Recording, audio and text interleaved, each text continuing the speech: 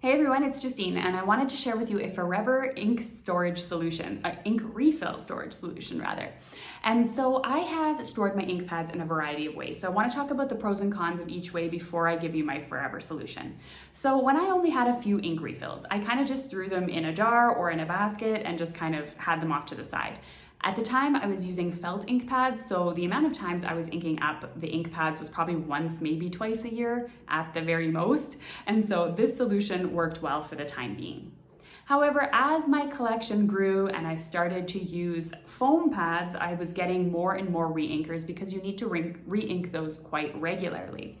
Therefore, my basket solution became a shoebox, and I always stored them away from my stash because I didn't use them very often. So in the top of a closet or in the bottom of a drawer or whatever the case is. That worked really well to store them. However, when it came time to finding which color belonged to which ink pad, that took forever. Then scrapbook.com came out with half-ounce bottle holders, and these are really cool as well, but the expense of investing in multiples of these, like I would probably need 20 of these, and the space they would take up wasn't really necessarily realistic for me. And these plastic things, as nice as they were, if you ever dropped them, they broke. But they looked really nice and they looked very decorative. So if you have just a few re-inkers, it's kind of a nice solution as well if they're still available. I'm not quite sure. I'll link them below if they are. As my ink collection grew and I wanted to find things easy and I wanted to find things quickly, I came up with this Forever solution. Now, before I go into my Forever solution, I wanted to invite you to the Paper Crafters Get Organized Summit. It is happening April 19th to the 21st, and 29 amazing speakers are going to be giving you tons of tips and tricks on organization for your craft room, exactly like the tips that I'm giving in this video. We have everything from paper storage, Cricut storage, stamp storage, dies, stencils. Everyone is presenting their way of storing something and talking about pros and cons and why it works for them. So I hope that you will all join us. It's a free event and you can grab your ticket in the video description below.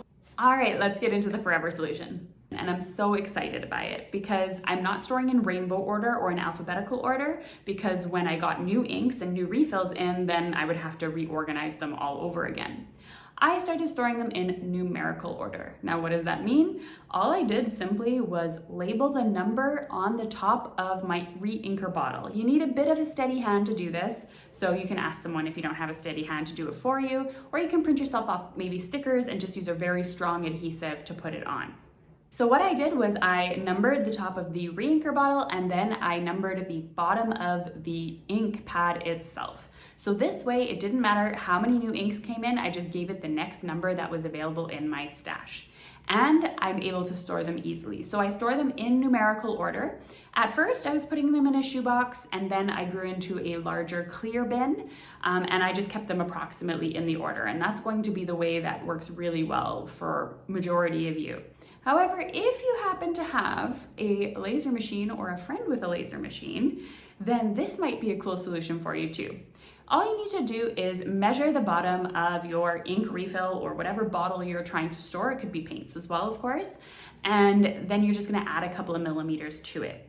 You're gonna create yourself a grid the size of the storage container that you're going to store it into, and then you can just simply add in as many circles as you need for refills. So you can see here that I cut out this wood grid for myself 3 times. The reason why I did 3 times is so I could glue them all together so that they would stay upright and they wouldn't flop over the moment I closed the drawer.